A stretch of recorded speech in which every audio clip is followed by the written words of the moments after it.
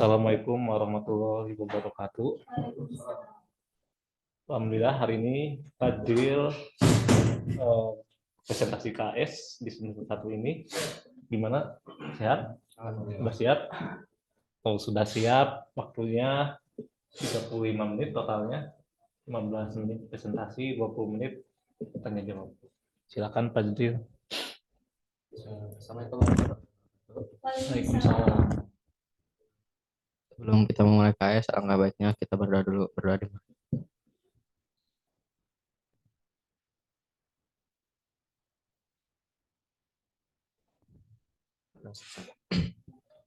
Pada kesempatan kali ini saya akan mempresentasikan slide PPT KS semester ini di semester 1 kelas 9 2024.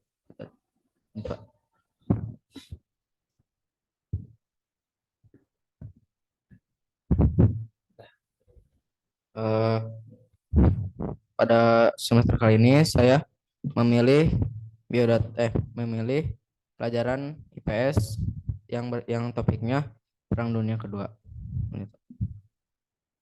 Alasan saya memilih topik Perang Dunia Kedua karena saya merasa bahwa topik ini menarik untuk dibahas, baik di sejarah awal perangnya atau saat perang terjadi.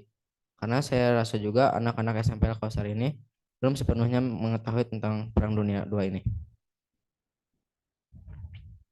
Dasar isi yang bakal muncul di PPT ini latar belakang terjadinya perang, penyebab umum terjadinya perang, tokoh-tokoh terkenal, penyebab khusus, jalannya perang, dan berakhirnya perang. Ke latar belakang. Jadi Perang Dunia I ini melahirkan era baru di sejarah dunia.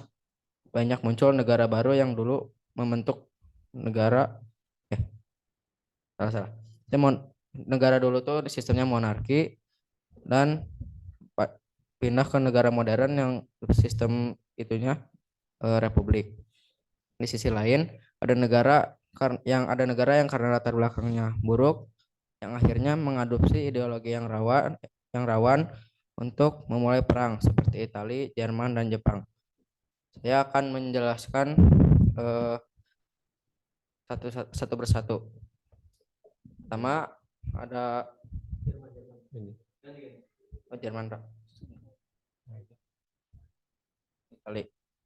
Penyebab umum terjadinya perang di Italia adalah setelah Perang Dunia I, Italia termasuk ke kubu yang menang. Tapi Italia mendapat bagian hanya sedikit. Jadi Italia merasa kurang aja gitu. Lalu saat sedang krisis ekonomi di Italia muncul Benito Mussolini dengan membawa ideologi baru, yaitu adalah fasisme.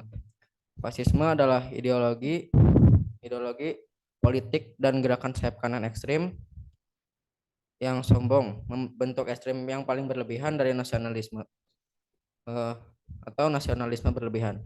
Ini adalah ideologi sayap kanan gitu. Jadi lebih ekstrim lebih nasionalis tapi lebih ke ekstrimnya lagi. Selanjutnya ada Jerman. Jerman itu setelah Perang Dunia I masuk ke kubu yang kalah. Udah ekonominya buruk banget sama harga dirinya hancur. Ditambah ada satu perjanjian yaitu perjanjian Versailles yang merugikan sekali untuk Jerman. Karena Jerman harus mengurangi pasukan militernya menjadi 100.000 saja, melepas bagian negaranya dan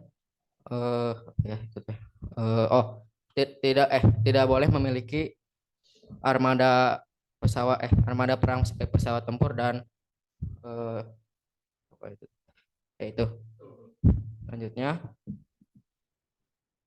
penyebab umum di Jepang. Karena Jepang memiliki SDA yang kurang untuk industri, akhirnya Jepang membuka sistem perdagangannya dengan Amerika dan negara barat.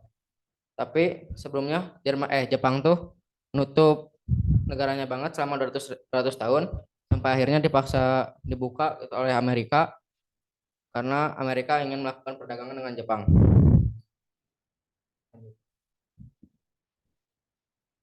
Namanya ada Adolf Hitler sebagai pemimpin Nazi dan Mussolini sebagai pemimpin Italia, Hirohito sebagai pemimpin Jepang, Winston Churchill sebagai Britania, lalu ada Joseph Stalin pemimpin Uni Soviet, dan Franklin Delano Roosevelt pemimpin Amerika.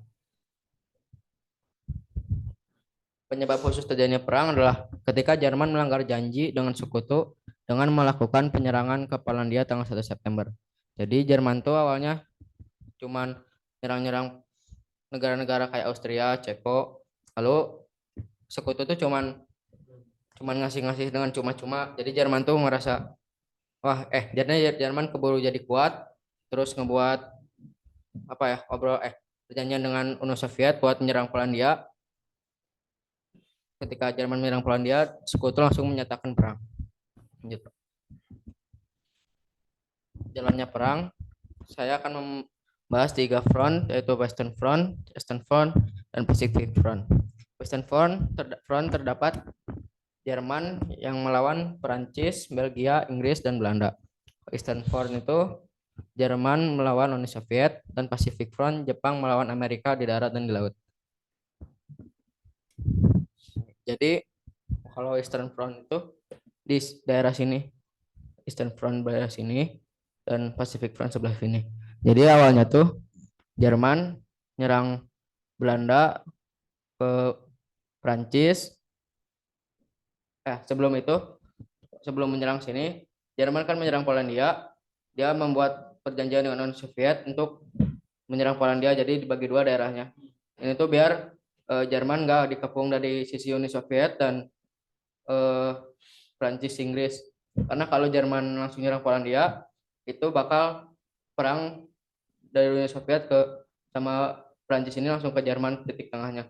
Jadi Jerman milih untuk damai dulu sama Uni Soviet buat ngurusin bagian sini, baru nanti setelah ini beres langsung ke sini. Nah, Jerman langsung nyerang Belanda. Nah, udah Belanda, Inggris ngirim pasukan yang lumayan banyak ke Prancis buat ngebantuin Prancis ngetahan Jerman. Tapi karena Jerman udah terlalu kuat, jadi Jerman dengan mudahnya melahap seluruh bagian dari Prancis dan negara sini nih. Nah, setelah Jerman mengalahkan Prancis dan lain-lainnya di Western Front, Jerman lanjut menyerang ke bagian Uni Soviet di Eastern Front yang awalnya tuh nyerang Polandia yang dulu dijanjiinnya buat setengah-setengah langsung ambil satu negaranya, lanjut nyerang Uni Soviet.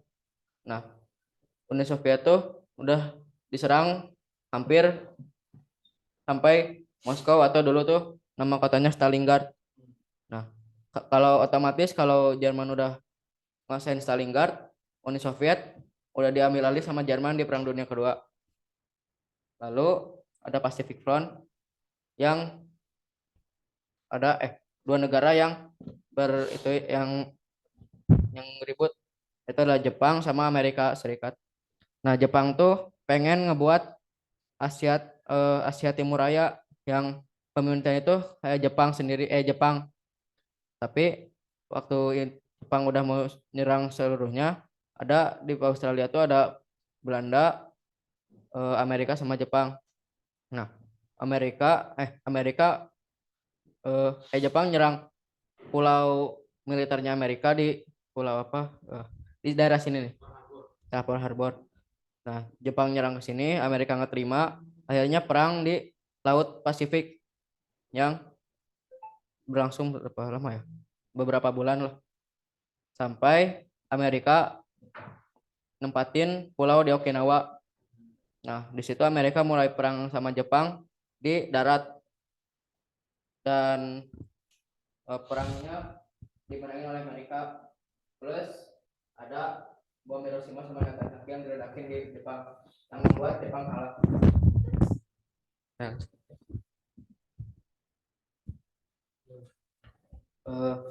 pengaplikasian dari Perang Dunia II ini adalah untuk tidak memberi hukuman yang terlalu berat seperti seperti Jerman yang diberi perjanjian Versailles oleh Prancis yang terlalu berat yang tidak dimiliki oleh Jerman, seperti membayar denda beratus-ratus triliun.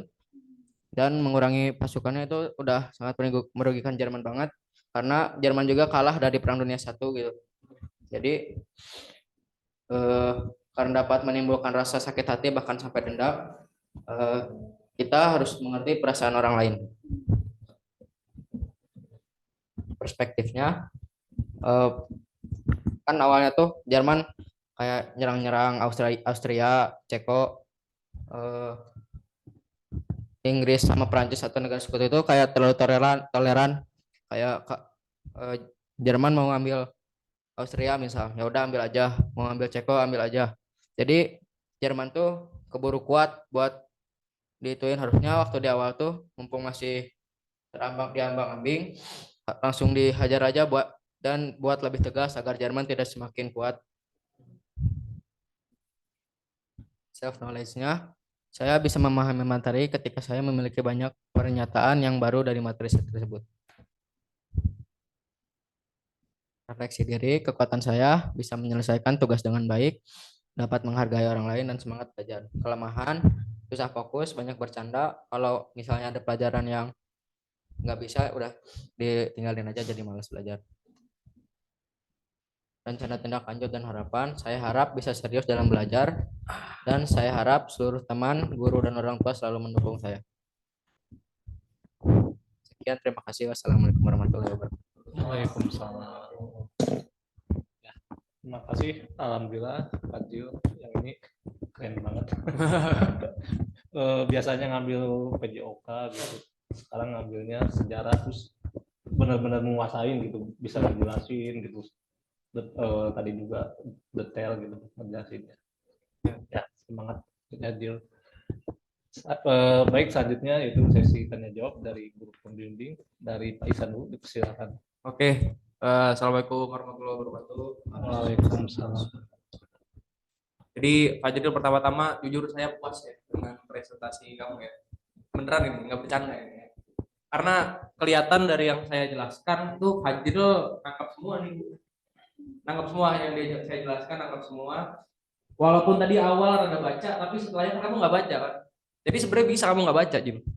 Bisa nggak baca tuh. Tadi kamu menjelaskan jalannya perang, si Jerman awalnya apa namanya temenan dulu sama Uni Soviet, terus dia menusuk Uni Soviet dari belakang karena nggak mau diserang di kanan sama di kiri gitu kan. Itu saya suka sih, jadi kamu berarti mendengarkan dan bisa nangkep, bagus sih gitu. Terus tapi mungkin ada dua nih minor sih sebenarnya kecil, kayak pertama tadi yang diserang sama Jerman pertama ke blok front barat ya, Western Front itu bukan Belanda, awalnya Belgia dulu. Belgia sama-sama Bel, cuman beda tuh, Belgia dulu dia. Itu satu. Terus yang Pearl Harbor itu tadi kan kamu bilang bener tuh. Jadi si Amerika Serikat nimbrung ikutan Perang Dunia Kedua gara-gara si Jepang nyerang Pearl Harbor yang tadi kamu sebutin kan di Pasifik sana. Namun perang itu berjalan nggak sekian bulan, 4 tahun, ada 41 sampai 45 lah, sampai akhirnya si bom Hiroshima Nagasaki dijatuhkan, Jepang akhirnya menyerang gitu ya. Nah, pertanyaan saya, mungkin saya akan menggali yang bagian self knowledge-nya, Tujil. Kalau self knowledge kan lebih ke bagaimana pengetahuan diri kamu terhadap topik ini kan. Nah, saya mau nanya, Fajril kira-kira di topik ini yang paling Fajril suka apa? Yang Fajril bener-bener kuasai apa? Yang Fajril rasa masih bingung tuh apa? Itu boleh jelasin nggak? Kalau yang saya kuasai sih yang bagian Jerman yang nyerang ke Uni Soviet. Kalau yang masih kurang dikuasai itu waktu Jepang nyerang yang Amerika sama Jepang di Pacific Front, itu saya masih bingung-bingung gitu. Udah. Oke, yang paling kamu minatin, paling suka ya, suka. Munculnya ada Hitler buat ngebangkitin semangat orang Jerman. Nah, menarik. Pertanyaan saya, kalau menurut kamu ya, kenapa ketika hidupnya lagi susah, Jerman lagi susah, Italia lagi susah, kenapa pemimpin kayak Hitler itu laku? Kenapa pemimpin kayak Benito Mussolini pada waktu itu laku dan diterima masyarakat? Kenapa menurutmu kenapa? Karena membawa apa ya? Semangat juang itu. Kayak Jerman. Hitler pidato gitu. Kita tuh bangsa yang paling tinggi di muka bumi. Jadi kita nggak nggak usah ngurangin pasukan atau apa-apa gitu karena kita tuh eh, paling top di muka bumi ini. Jadi kalau bisa kita eh, apa ya balikin keadaan dan buat lebih baik. Oke. Jadi membangkitkan semangat gitu ya. Mungkin kalau saran saya mungkin baru kepikiran itu ya. Apa namanya? Kalau ditampilin videonya Hitler pidato tuh seru juga tuh. Karena Hitler pidatonya itu ya mungkin selevel Soekarno kali ya mungkin. Dia membangkitkan semangat dengan sangat. Oke, pertanyaan saya tentang topik ya. Itu menurut Fajril nih dalam berjalannya Perang Dunia kedua, kenapa kemudian si Jerman ini memutus gimana ya? Jerman, Italia. Kenapa Jerman pada akhirnya kemudian kalah? Dan kalau Jepang kan Hiroshima Nagasaki. Kalau Jerman, kenapa dia pada akhirnya kalah dan kemudian menyerah? Kenapa tuh kira-kira? Diserang dari dari front itu. Di Uni Soviet kan Jerman lagi mau naklukin Stalingrad. Nah, ada itu namanya Battle of Stalingrad. Di situ ribuan jutaan orang meninggal karena dari Uni Soviet ingin mempertahankan, dari Jerman ingin menyerang terus. Nah, Jerman bisa kalah karena faktor iklim. Di Uni Soviet yang saat itu lagi lagi badai salju yang super super dingin, yang membuat bensin dan oli-oli mereka itu beku. Sama Jerman tuh kurang eh, strategi perang jangka panjang. Jadi Hitler tuh pada saat badai salju pasukannya tuh udah minta buat mundur ke Jerman dulu soalnya lagi badai salju. Tapi Hitler nggak mau, malah ini semua normal jadi lanjutin aja gitu. Mumpung kita hampir menang. Nah, di Western Front ada namanya tuh apa ya? Yang pendaratan di Normandy. Jadi Inggris melakukan pendaratan di sisi lautnya Prancis buat nyelakuin serangan-serangan di di Prancis yang dikuasai Jerman. Jadi saat Jerman fokus di atas juga fokus di bawah, jadi kayak kebagi-bagi gitu pasukannya, jadi bingung sendiri. Nah, waktu Uni Soviet udah ngebalikin keadaannya dari Jerman, Prancis juga negara sekutu juga udah ngebalikin lagi negara Prancis jadi negara yang bebas dari Jerman. Nah, di situ Jerman negara sekutu sama Uni Soviet gerak samaan ke tengah Jerman sampai akhirnya Jerman kalah karena dihapit oleh dua front tersebut dan akhirnya Hitler meninggal. Baik, bagus sekali Fajril. Saya sangat puas. Terima kasih. Intinya tadi ya benar, dihajar kanan, dihajar kiri, dan kalau serangan Jerman kan cepat ya, blitzkrieg itu kan, serangan kilat. Jadi bener yang kata kamu, serangan Jerman tuh cepat tapi nggak punya rencana jangka panjang. Jadi naiknya cepat, turunnya tuh cepat gitu ya. Itu yang ngebuat Jerman kalah juga sih. Oke, terima kasih Pak Jeril. Sangat bagus. Wassalamualaikum warahmatullahi wabarakatuh. Terima kasih, Mas Faisal. Baik, ya komplit ya dan luar kepala ya. Bisa ya. Sudah berapa film Perang Dunia II yang ditonton? Baru satu sih yang di Pacific Front. Yang Pasifik ya. Untuk orang yang tidak suka Perang Dunia II, tidak suka sejarah, karena suami ibu suka sekali sejarah, hampir semua Perang Dunia II kami tonton. Itu banyak sekali. Kalau kau pengen nonton fenomena Inggris menyelamatkan tentaranya waktu mereka terjebak di pantai itu Normandia. Dan itu nama judul filmnya Dunkirk. Kemudian ada khusus tentang si pemimpin itu siapa namanya, Inggris, Churchill. Itu ada filmnya khusus tentang Pasifik. Ini ada nih di mana, di Netflix, itu 10 episode ya. Jadi agar lebih perspektif, ibu mau menyoroti tentang perspektif ya. Perspektif itu bisa luas, misalnya dari sudut pandang Jermannya, dari semua negara-negara nih. Kalau mau lebih kaya, coba tonton film-filmnya. Kemudian bisa dari perspektif pemerintah dengan rakyatnya. Kan kalau perang itu sumber daya harta yang dikeluarkan banyak sekali ya. Itu kenapa masyarakat support misalnya? Bagaimana masyarakat dengan pemerintahnya? Kan ini kadang-kadang mungkin ada ego dari pemimpin ya. Gitu. Ini rakyatnya seperti apa? Apakah dua parti ini dari perspektif rakyat dan pemerintah sama-sama mendukung? Jika iya, kenapa? Jika tidak, apakah ada negara yang tidak sama misalnya perspektifnya? Ini saran-saran untuk Fazril karena lagi hangat tentang Perang Dunia II, nonton film yang banyak ya. Kalau butuh nonton di sekolah nanti Ibu punya akun Netflix, kita bisa nonton bareng nobarnya. Bisa nonton di ruang Ibu, kalau Ibu lagi nggak ada, pakai aja komputer Ibu, bisa di situ bisa nonton Netflix. Ibu mau nanya begini, apakah ini kan sekarang sebetulnya aroma-aroma peperangan terjadi ya saat ini? Apa misalnya yang sedang terjadi peperangan?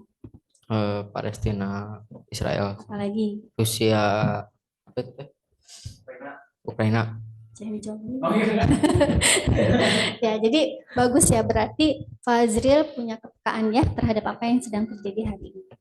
Kalau misalnya kita bisa mengambil pelajaran ya dari Perang Dunia Kedua ini, apa kira-kira pelajaran terbesar dari Perang Dunia Kedua agar hal serupa tidak terjadi, misalnya Perang Dunia Ketiga? Bagaimana menurut Fazril? Selesaikan masalah dengan kepala dingin. Tidak langsung apa? Kayak disenggol dikit langsung ngajak perang itu. Enggak gitu. Ada satu kata awalnya hurufnya D. Apa tuh? Kalau antar negara itu, kalau ada pertikaian, ada konflik itu butuh-butuh apa? Dana. Diplomasi. Oh, diplomasi. Namanya diplomasi. Atau enggak apa nama pekerjaan orang yang melakukan diplomasi? Namanya apa? Pekerjaannya. Diplomater. Diplomat. Ya, diplomasi itu ada namanya Kementerian Luar Negeri itu. Sekarang namanya Pak Sugiono yang kalau lihat anaknya Pak Prabowo dari zaman dulu tuh, itu ahli-ahli diplomat semua. Ya, diplomasi, kemudian kerjasama internasional, nih kan Pak Prabowo lagi keliling-keliling kan ya, itu sedang membangun kerjasama internasional, membangun hubungan baik ya. Itu mungkin hal-hal yang bisa dilakukan untuk mencegah apa sekarang seperti terjadi di Amerika, Palestina, Israel ya. Kenapa ya dulu kok menurut kamu kenapa kok tidak langsung semua negara menyatakan peperangan kepada Israel? Padahal itu sama-sama satu ras tuh, Arab tuh. Apa menurut saya berkaca dari Perang Dunia II? Kenapa mereka tidak langsung, kan ini sesama ras kita ya yang dibantai istilahnya ya.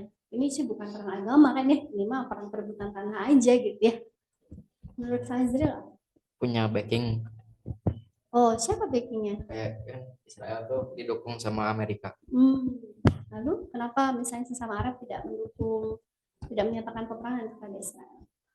Mungkin ya bingung kali. Oke, bagus ya. Sudah segitu cukup buat Fazril. Satu lagi terakhir. Apakah Fazril juga memperdalam tentang inovasi teknologi nggak? Teknologi yang dipakai di Perang Dunia II. Tertarik nggak Pak Hasan? Enggak sih. Oh enggak. Jadi lebih tertarik ke ininya ya, ke sebab-sebab perangnya dan sebagainya. Soalnya ada juga yang suka tentang ekonomi, sekarang namanya Raka. Kelas berapa tuh? 11. Nah itu kelas minatnya itu Perang Dunia II, tapi dari sudut pandang ekonominya, kan dia anak ekonomi. Jadi yang ingin melihat bagaimana dampak Perang Dunia Kedua kepada perekonomian negara-negara yang bertikai. Itu perspektif. Ya. Jadi mumpung Fazril masih kelas 9, ya, Fazril terus amati apa yang muncul di dalam hatinya. Apakah betul akan jadi pemain sepak bola seperti kelas minat, seperti Kadir Days yang terakhir kan mau jadi pemain bola ya. Nah, tapi karena Fazril sudah di Al-Kausar, keep your mind open, tetap terbuka terhadap dirinya, amati nanti di kelas 10 itu kemana bergerak minatnya. Tapi harus mohon khusus ke Allah Ta'ala ya. Dan sampai Fazril udah sekolah di Al-Kausar pendidikan pendidik jiwa yang kami mengarahkan anak untuk tumbuh suatu fitrahnya gitu ya. Tiba-tiba Fazril salah pilih tuh cita-citanya. Ibu nggak bilang cita-cita yang boleh itu jelek ya, enggak. Tapi kan lihat Fazril menikmati sejarah ya, Fazril menikmati PPKN ya. Jadi di kelas 10 coba dieksplor lagi. Apa lagi yang Fazril bisa nikmati ya. Nah, siapa tahu nanti di kelas 11 bidang peminatannya bisa lebih ada pilihan-pilihan lain ya. siapa tahu nanti mungkin bukan pemain sepak bola. Kan dulu mungkin gampang ya, kinestetik apa. Nah, sekarang kan Fajrul sudah mulai menikmati diskursus intelektual kalau bahasa Pak Isan. Ya, mumpung ada Pak Isan di sini mentor yang bisa dedicated untuk Fajrul, bisa dimanfaatkan tuh. Karena biasanya percepatan itu jadi kalau ada mentor yang tepat. Itu sekian. Terima kasih Pak Isan. Terima kasih Bu Tari dan Pak Isan atas pertanyaan dan sarannya. Sekali lagi selamat buat Fajrul, semangat terus. Silakan tutup presentasi Pak Isan. Sekian, terima kasih presentasi saya kali ini. Assalamualaikum warahmatullahi wabarakatuh. Waalaikumsalam. Di luar di atas ekspektasi saya itu. Tanya tapi blur tadi. Iya, susah Kan cari. saya dapat yang bagus. 1, 2, 3. Sekali lagi 1, 2, 3. Ada satu lagi perang dingin. Tadi ada yang masuk Perang orang tua dingin pun itu bagiannya lagi. Itu siapa? Yang tadi nggak ada gambarnya. yang titik. Oh, itu ilmu ya? Nah, yang titik siapa? Nggak tahu. Oh. Tinggal nanti si itunya, si slide-nya. Yang tulisan itu masih banyak ya. Kayak pas misalnya tadi itu ada garis-garisnya, terus mati gitu. Ya. Jadi perangnya kemana gitu. Ini bisa tanya kapan, tapi itu di prestasi bisa. Kalau untuk ini ya, updating Infografik. Upgrading Fajrul. upgradingnya ya. Ini segini udah. Nah, Mantap. mantap. Mantap. Mantap, mantap. Oke, kita lihat semester 2. Jadi sejarah apa bola itu? Nanti. Iya aja pelan-pelan ya. Nggak ada yang dulu, kita juga butuh pemain bola. Pemain bola yang bagus juga semuanya masih naturalisasi kan. Kalau Fajrul bisa menjadi pemain bola, bagus juga. Oke. Ya, satu ya. Ya, sama-sama. Ya. Good. Senang ya Fajrul. Serius. Iya. Yang satu, apalagi bisa.